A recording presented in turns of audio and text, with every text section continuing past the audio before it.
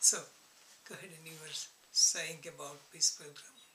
So Shanti, hold on. Oh, it's on, right? Yeah.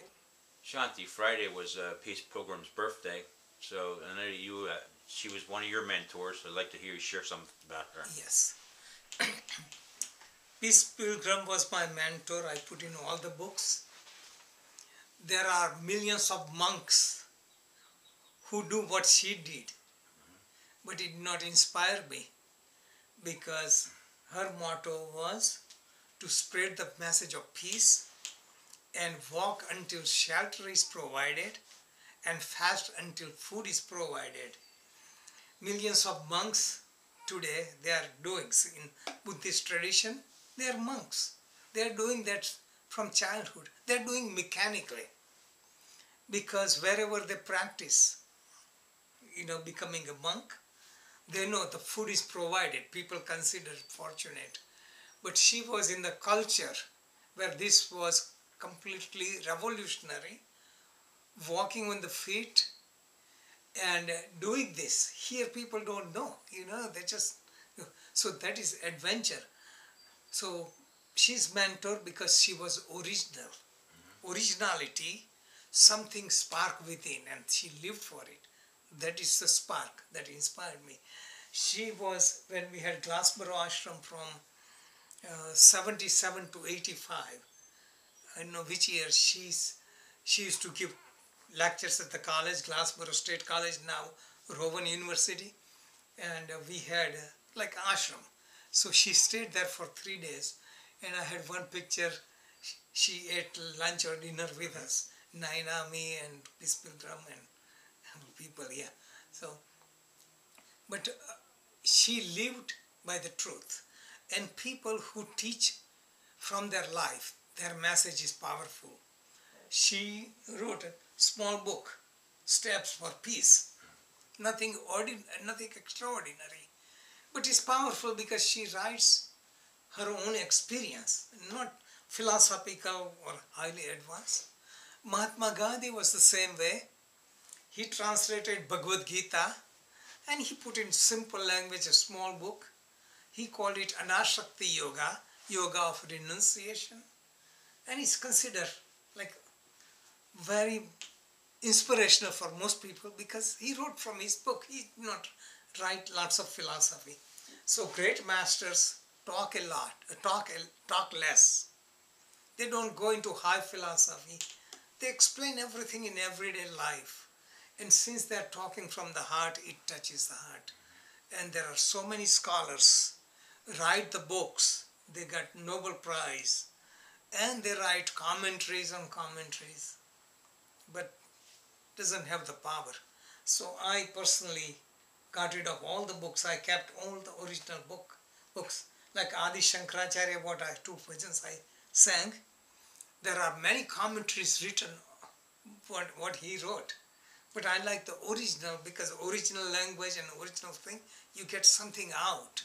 If you listen to so many authors and so many opinions, you get more confused. So personally, I stopped relying on the mind.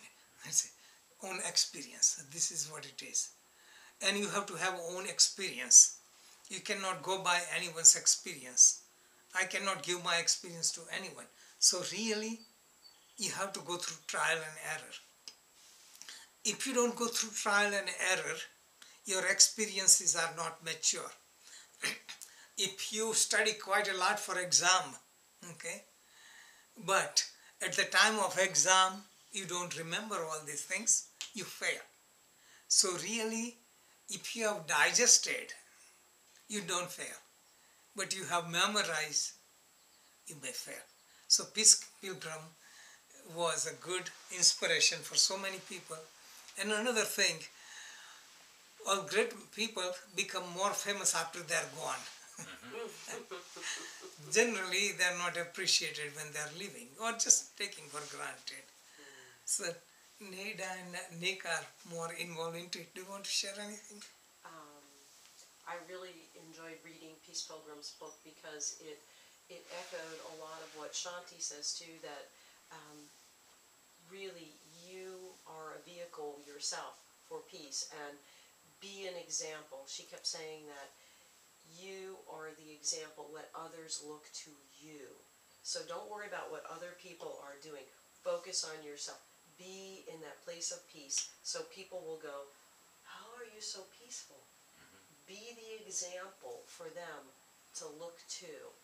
And that makes it so much easier if you just think about, I am the calm, I am the peace, I am the peace. Yes. And some of the things she brought out with her experience, Yes. like living philosophy of Christ. Yeah. Like people would do this and how she handled that and how she was fearless and all these things, personal experiences. And she was against dogmatism, you know. The church, some people, she was walking, they won't give us food, shelter or anything. She said, don't go to that village, you know, people, there are bars and people are cruel and all these things. And there are big talks. And she goes to the village which was considered very impure. In the bar, people were courteous, gave her shelter, just showing external spirituality and real spirituality of living through her life. So her story is very unique. Do you want to bring out anything? Well, basically everything that Peace Pilgrim did was universal. Yes. She had no type of religion that she really wanted to bring out or talk about.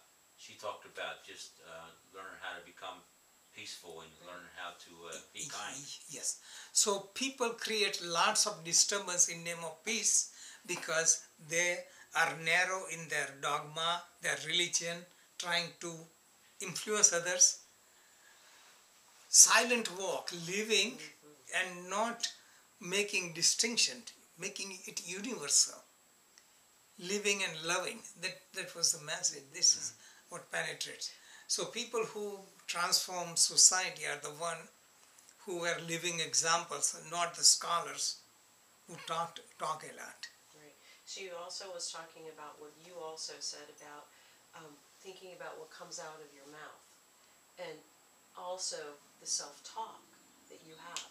And she said one of the quotes that I say from her is, if you knew how powerful your words were, you would never, ever say another negative thing about yourself. Awesome stuff. Yeah, that's interesting. Very powerful. Great. That's It's a great right book. from her Yeah. book.